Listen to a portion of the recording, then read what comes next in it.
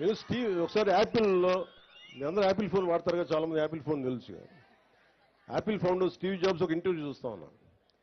Interview చూస్తా ఉంటే ఆయన అడిగింది అంటే నీకు ఏదైనా కావాలి అంటే అడగాలని.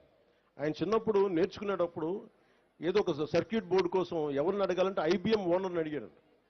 ఎలా అడిగామంటే నాకు తెలియదు, నాకు ఐబీఎం బోర్డులు మీకు చిప్స్ ఉంటాయి, నాకు ఏదైనా పంపించండి, సర్క్యూట్ బోర్డ్స్ పంపించండి అని ఆయన ఫోన్ చేస్తే ఆయన వెంటనే రెస్పాండ్ అయ్యి పంపించండి. నేను స్కూల్ విద్యార్థిగా ఉన్నప్పుడు నేను నేర్చుకుంది ఏంటంటే నాకు ఇది కావాలి అని అడగడం నాకు తెలుసు.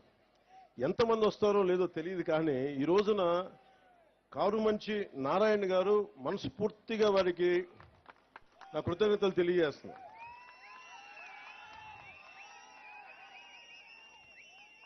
అంటే నువ్వు అడగాలే కానీ నేను చెప్తాను, మీరు ఇవ్వండి స్థలం, మీరు ఏ ఉద్దేశం కొద్ది ఇచ్చారో దాని ప్రారంభోత్సవాన్ని మీ పక్కనే వచ్చి నేను కూర్చొని ఆ రోజు వస్తాం. మీరు ఇచ్చిన భూమికి మేము సద్వినియోగం చేసేలా, రాష్ట్రం అంతా మీకు గుర్తింపు వచ్చేలా, ప్రభుత్వాన్ని ద్వారా ప్రత్యేకంగా మీకు గుర్తింపు వచ్చేలా మేము మీకు గుర్తిస్తాను మనస్ఫూర్తిగా తెలియజేసుకుంటూ కారుమంచి నారాయణ గారికి మనస్ఫూర్తిగా నా ధన్యవాదాలు తెలుపుకోండి.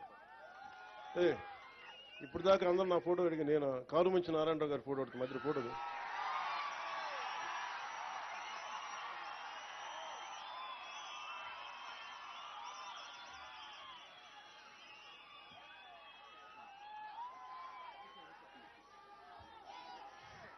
నీకు ఏదైనా కావాలంటే అడగండి, అడగడం నేర్చుకోండి. ఇస్తారా లేదా పక్కన పెడితే నిజంగా మనసు కదిలితే, మన సంకల్పం మంచిదైతే, మన సంకల్పం 10 మందికి మంచి జరుగుద్దంటే చాలా మంది దాతలు ముందుకు వస్తారు.